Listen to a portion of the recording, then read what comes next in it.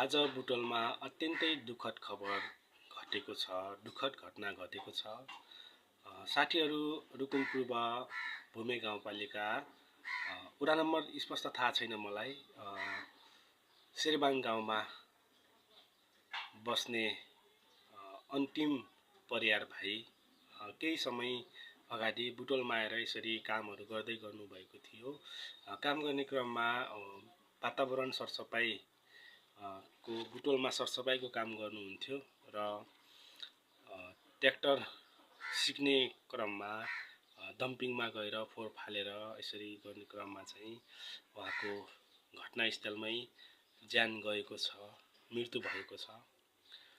मैले यो भिडियो बनाउनुको मुख्य कारण चाहिँ के हो भने विशेष गरी हाम्रो नेपालमा सबै ठाउँहरूमा भएका हाम्रो ड्राइभर साथी भाइहरूलाई मैले के भन्न चाहन्छु भने सहचालकलाई गाडी दिनको लागि विचार गरेर दिनुहोस्।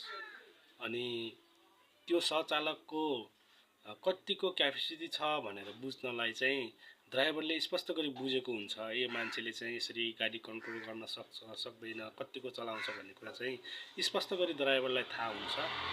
त्यसैले सबैले केयर गर्नुहोस्। यो सहचालकले चाहिँ कतिको गाडी चलाउन सक्छ सक्दैन भन्ने कुरा स्पष्ट थाहा हुन्छ।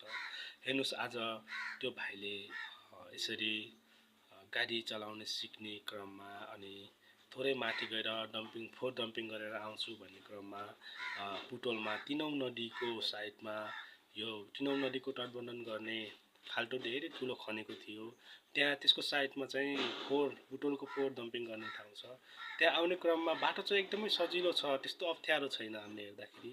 तर के भएर कसरी भएर त्यो खोलाको तटबन्धन गर्ने प्रखाल लगाएको त्यो ठुलो खाल्डामा ट्र्याक्टर खसेर त्यो भाइ ट्र्याक्टरको मुनि परेर आफ्नो अचानक यो अत्यन्तै दुःखद खबर त्यहाँ खसेर आफ्नो मृत्यु भएको छ। यो भिडियो बनाउनुको मुख्य उद्देश्य चाहिँ के हो भने विशेष गरी ड्राइभर साथीभाइहरूले चाहिँ ख्याल गर्नुहोस्। सहचालकलाई गाडी दिने समयमा अनि चाबी पनि गाडीमा नराखिदिनु होला, किनभने त्यो भाइले चाहिँ ड्राइभर खै त्यहाँ सुन्नमा आएको कुरा चाहिँ ड्राइभर नभएको बेला स्टार्ट गरेर गए भन्ने कुराहरू सुनेको हो, तर स्पष्ट थाहा छैन। त्यसैले केयरफुल गर्नुहोस् ड्राइभर साथीहरू, तपाईहरुलाई अनुरोध छ। यो भिडियो धेरै ड्राइभरसम्म पुर्याइदिनुहोस्। मैले भिडियो देखाउन सकिनँ, एकदमै गाह्रो अवस्था भएर पानी पनि भन्न नपाएर त्यो भाइको मृत्यु भयो रे। हामीले चाहिँ त्यहाँ हेर्यौँ मात्र, तर त्यो अवस्था त्यति बेला घटना हुने समयमा त्यहाँ थिएनौँ, पछि गएर हेर्यौँ। एकदमै त्यो देख्दाखेरि चाहिँ एकदमै दुःख लाग्यो। यस्तो अवस्थाहरू छ। केयर गरिदिनु भएको ड्राइभर साथीहरूले।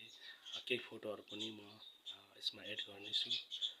भिडियोलाई सकेसम्म सक्दो सेयर गरेर धेरै नेपालभरिको ड्राइभरसम्म पुग्नको लागि यो भिडियो सबैले सेयर गरिदिनु होला।